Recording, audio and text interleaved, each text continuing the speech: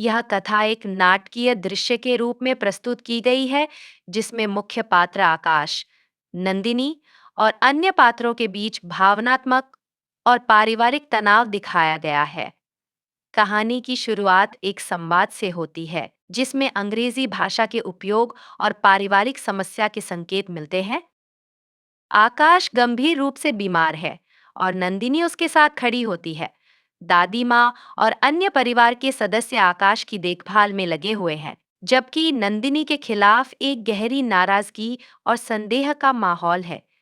इस दृश्य में दिखाया गया है कि नंदिनी और दादी माँ के बीच कैसे मतभेद हैं, जो पूरे परिवार को प्रभावित कर रहे हैं। दादी माँ नंदिनी को दोषी ठहराती हैं और उसे परिवार की समस्याओं के लिए जिम्मेदार मानती हैं। दादी का मानना है कि अगर नंदिनी फूली शायद एक नौकरानी या अन्य कोई महिला को इस घर में न लाती, तो आज परिवार इतने बुरे हालात में नहीं होता। दादी माँ का गुस्सा नंदिनी पर इतना अधिक है कि वह उससे बात भी नहीं करना चाहती। दूसरी तरफ नंदिनी अपने पति आकाश के प्रति अपने प्यार और वफादारी को दिखाने की कोशिश करती है। वह अपने सुहाग की निशानी जैसे कि चूड़ी, अंगूठी, पायल, बिछुआ और मंगलसूत्र को बहुत महत्वपूर्ण मानती है। इन वस्तुओं को वह सिर्फ आभूषण नहीं, बल्कि अपने और आकाश के प्रेम का प्रतीक मानती है।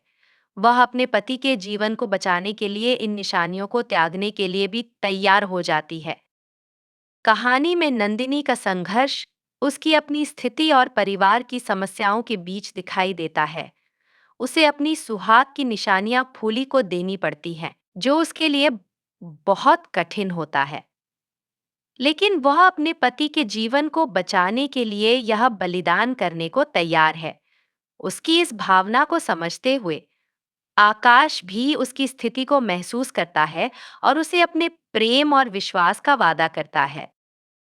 इस कथा में पारिवारिक प्रेम, त्याग और संघर्ष की गहरी भावनाएं हैं। नंदिनी का संघर्ष उसे अपने प्रेम को बचाने के लिए लड़ाई करने पर मजबूर करता है। दूसरी तरफ दादी माँ और अन्य परिवार के सदस्य उसके खिलाफ हैं और उसे गलत समझते हैं। नंदिनी के लिए सबसे बड़ी चुनौती अपने पति के जीवन को बचाने के साथ-साथ अपने परिवार की गलतफहमियों से लड़ना है।